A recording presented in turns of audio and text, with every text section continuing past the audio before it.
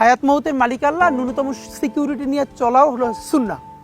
কিন্তু আমাদের লড়াইটা হলো, আমার মা স্বাভাবিকভাবেই কান্নাকাটি করেন, আমার পরিবার সবাই। তো আমি আমার মাকে বলেছি যে দেখো, মানে আমরা যে লড়াই নেমেছি, আমার একটা মনে হয় কি, কোনো রাজনীতিবিদের না বাসায় মৃত্যুটা হইতে পারে না, এটা কোনো ভালো মৃত্যু না।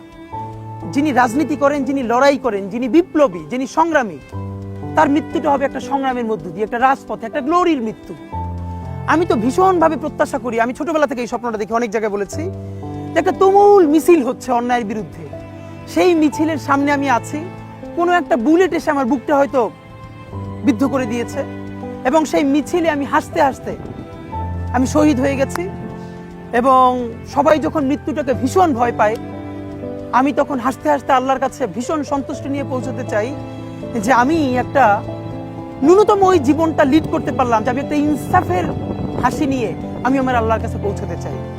সুতরাং আগামী 50 বছর বাঁচলাম, কোনো ইম্প্যাক্ট তৈরি হলো না আমার দিয়ে, দেশের জন্য, রাষ্ট্রের জন্য, উম্মার জন্য, জাতির জন্য।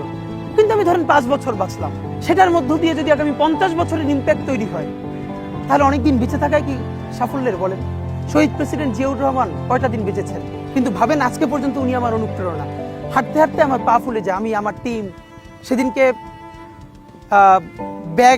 ব্যাগের মধ্যে জুতো নিয়ে তারপরে একটা শপিং মলে ঘুরছিলাম, মানে পা ফুলে গেছে, পা জুতোয় ঢুকাতে পারছিলাম না। তো জিয়াউর রহমানের একটা ওনার গল্প মনে পড়ছিল, যিনি মাইলকে মাইল যখন হাঁটতেন, ওনার সাথে স্টাফদের পা ফুলে যেত, কিন্তু ওনার তো আর্মি ট্রেনিং আছে।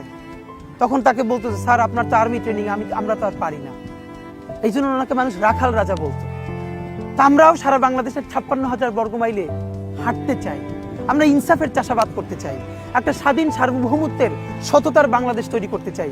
আল্লাহ যে কয়দিন হায়াতে রাখবেন, এই লড়াইটা করব। যেদিন নিয়ে যাবেন, আমি স্বপ্ন দেখে যেতে চাই, আমি আমাদের এমন টিম, আমি আমার সন্তানকে রেখে যেতে চাই, আমার মৃত্যুর পরে যেন এই লড়াই বন্ধ না হয়, এই লড়াই যেন বাংলাদেশে কিয়ামত পর্যন্ত জারি।